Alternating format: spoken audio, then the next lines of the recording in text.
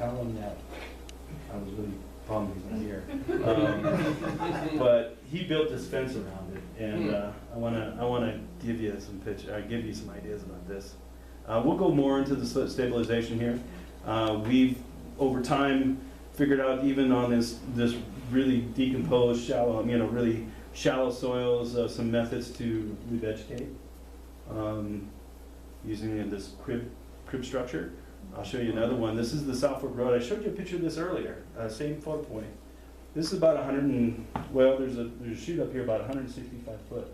What we built is, this is a log lattice structure, which is a really interesting method. I mean, the soil scientist and I, that I worked for, his name was Dennis Gordon, really interesting character. I wish he was here, but we came up with this method of building this lattice on this structure. And the idea here is to try to establish this deep root vegetation. See these lodgepole that are growing in the center?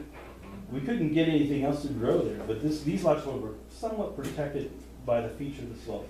And so you can't just plant a lodgepole on a slope like this and let it grow, because you've got all this mass erosion problem. You've got surface erosion, you've got hill slope creep, you've got soil ravel, those kind of things. You even have a snow that shears those things off. And so if you can hold that down, the surface erosion down enough to get that deep-rooted vegetation established, then you can actually get some things going, right? Makes sense? That's the strategy. Deep-rooted vegetation, lots of lodgepole grows like weeds anyway.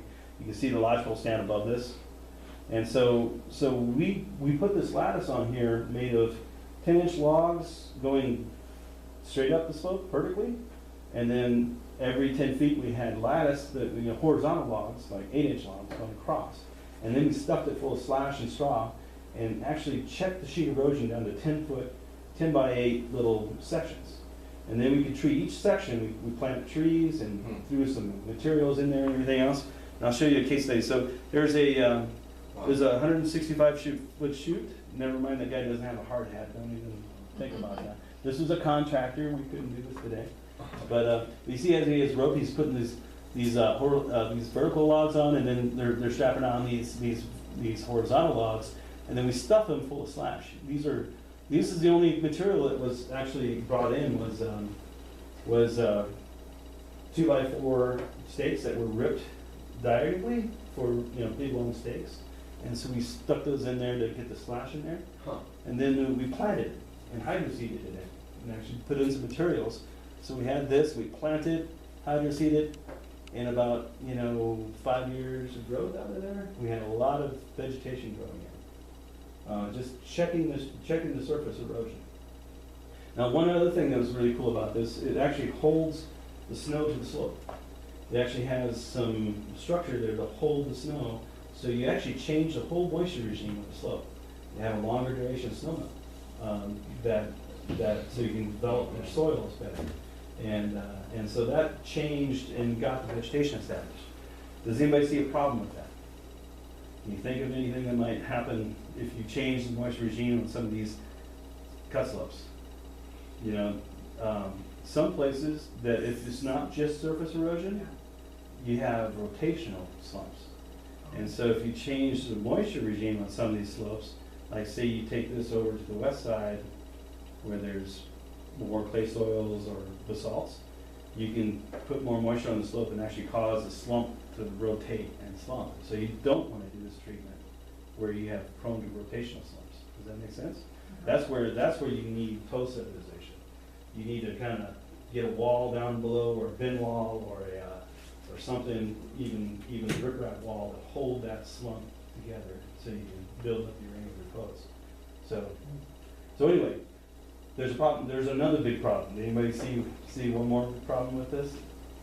Everything's natural on it. It's all native lodgepole. There's some straw, but that goes away. But things are growing. Everything's natural on the slope. We got a lot of wood. What about fire? It's not fireproof. No. We figured that out, recently, in the 2007 fires. We had beautiful vegetation growing on there, and it burns. It burned up good. Now, it's not a complete loss though. One of the things that we were shooting for is diversity on the slope. the shrubs that were developed because of the ladder structure were well developed by the time the fire happened. And we have some beautiful shrubs, components on that slope. We lost all the lodgepole, everything burned up. Even the sediment storage, I call the log sediment storage, but they burned up, but the shrub component actually lived. And you got deep rooted vegetation, a lot of good shrub component left. So it wasn't a complete loss, but it is prone to fire. So this is pre-treatment. We have head cuts on these slopes. This is what we're talking about, angle repose. You know, the angle of repose is simply the slope angle that the slope is happy with itself. At some point, the slope's not going to erode anymore. Well, every time you see a head cut like this is not angle repose. Angle repose goes way back here. And so that's what we're doing, is taking head cut off. And it takes a really brave operator to get up there and do that kind of thing. Unfortunately, he just retired too. And we don't have anybody brave enough to do anything like that again. Probably couldn't get away with it. But there's Bruce Heminger. Okay. Yeah, Bruce has been around forever. Anyway, he and I, gosh, that guy can do anything. He scared me a bunch of times. But anyway, he's an amazing operator. But this is like a 10-foot head wall on this thing. And anytime you got a head cut, you don't have angle repose. So that's one of the things that, if you can, that's what you need to address. You know, for slope stabilization, you got to figure out, hey, you know, you've got an actively eroding cut slope. It's just not, you're going to waste your time just trying to get vegetation to take care of it. You got to do mechanical treatments, you know. And a lot of the times you can build up the bottom of a slope, and actually that helps too. So you can build some retainment at the bottom. That's another technique, or you use in conjunction, which we've done a little bit of both. So I'll try to explain that later. Fish and game volunteers. Early on, we use all kinds of volunteers to collect seed. Now we're getting to a point where we're almost ready for a break here soon, but I wanted to talk about some of our revegetation techniques. I showed you a bunch of the problems we have, and then we'll talk a little bit more about the techniques, how we kind of solve these problems. So one of the things, we do have a native plant program. And ever since got here, you know, we started buying plants and realized that, you know, native stock is kind of hard to come by unless you grow it yourself. I've learned over time that you just can't just go out and buy what you want. You've got to actually plan way ahead. And so we started a program of collecting some of the species that work well for us in places that we think we're going to need them in a couple of years.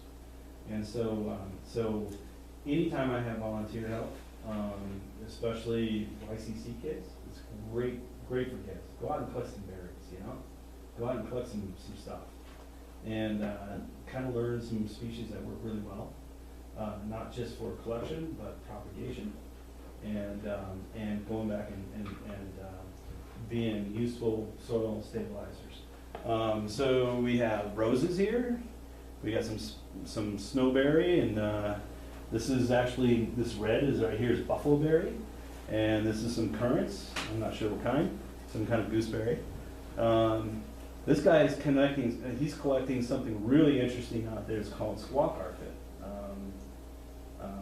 Ceanothus prostratus. And it's Ceanothus that's native on the forest only down in Weezer.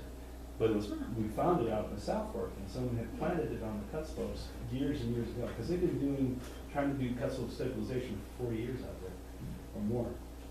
Anyway, it's a cool thing. It looks like picnic, right? Mm-hmm. It's a squaw carpet. It's really cool, and it's got like holly leaves and a Ceanothus sea pod. Pretty cool plant. Anyway, we do a lot of growing, anywhere from 10 to 15,000 shrubs a year, and we plant them too. So another good volunteer projects. And then we get in these cubic inch, well, I guess, you know, we have different size. This is a 10 cubic inch plant, planted with a hodad. And then of course we have, this is actually from a Forest Service nursery, seed stock. That's a really beautiful pea pine. We use with an auger. And so we got auger planting, but we also have a lot of shovel planting with 1 gallon pots, 2 gallon pots. And we'll take these seedlings, once we have a seedling, and then we'll upgrade them to 1 and 2 gallon pots, so they have large containers. Larger material the better. If you can afford larger material for your revegetate project, go for that. You have better survival rates. So a lot of information there, but Our seed program, you know, we collect all we can. Buffalo Berry Farms does an excellent job for us.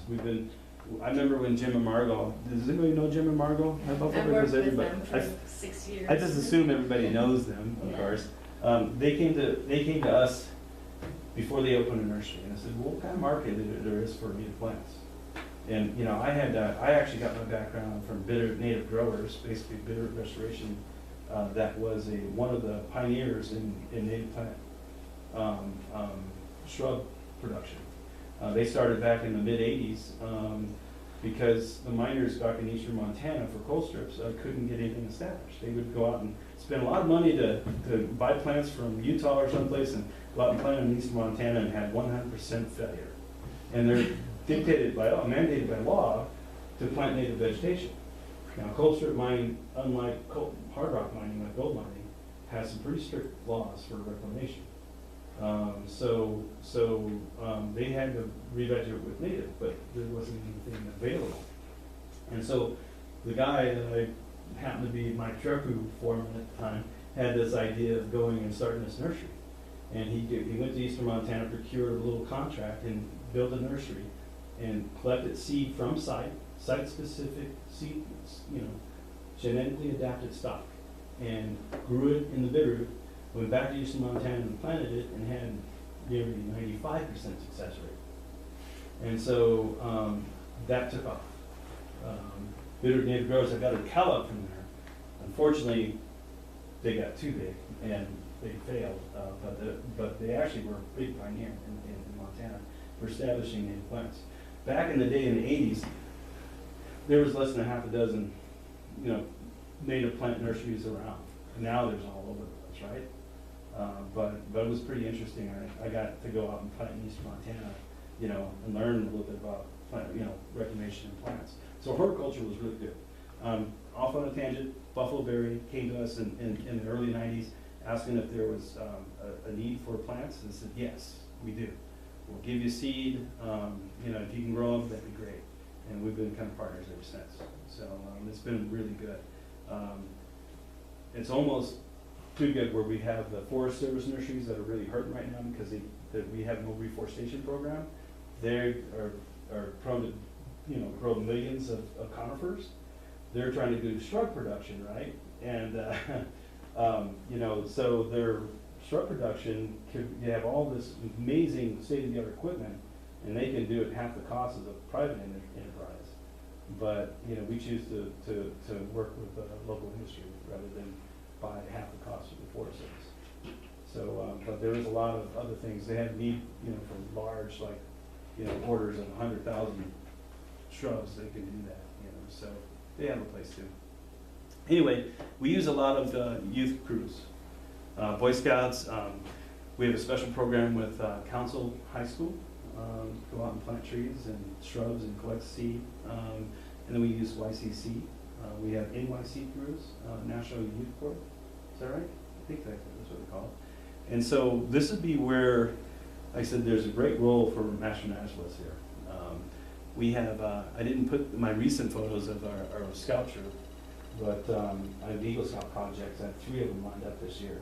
And some of those boys need some help with just, you know, getting some of these plants to the site and help them with planting and those kind of things. So we have a lot of planting, seed collection projects that I'd like to, you know, offer out to projects. So it's one of those things that kind of get you on schedule or something. So we're close to a break. What I wanted to do is talk a little bit about seed and hydro seed stuff. This is really fun stuff for me. Is the hydro seeding is all about not the method, but the recipes. You know, it's cool. This is a tool. It's you know, the hydro seeder is a pretty cool tool for lots of different things, and it all comes down to what we use as recipes. The success of these things really comes down to recipes. And we can talk a lot about, you know, if you're talking about a seeding project, something to get rid of, we'll go a little bit more in detail because I think we have time. And it's about time for a kind of quick little break, you think? So just before we go and see what the next slide is, there is a seed mix that we have a lot of design mixes. Depending on where I'm at in the forest and what we're going to do, I try to buy a site-specific mix, but that's kind of quasi. I try to go with a native mix, right? But that's also quasi. And the reason why I say that is because, and this is really important to understand, is that you can only buy what's commercially available. Right? I didn't mention it, but there's a lot of seed catalogs out there, and some of these seed catalogs are really interesting. Granite Seed takes the cake for the publication. I mean, they have an amazing amount of information here. And what they have here is probably the biggest one in the West, is Granite Seed. I buy seed from them, but not all the time. There's a lot of small outfits that we buy that are more competitive on price. But their information is pretty outstanding. These seed catalogs, you can get a lot of information and putting a design mix together, especially if you're going to go with a native mix. Now, to get a truly native mix, it depends on what we're talking about, what level of restoration we're talking about. If we're in the wilderness, we're going to be collecting seed from site, and getting it site-specific, genetically adapted stuff, genetically pure. But if most places, what we're looking at is trying to get the species right. So we have some compromises to make there. But my thought is to have a mix like this that's not going to outcompete the natives over time. We need the seed.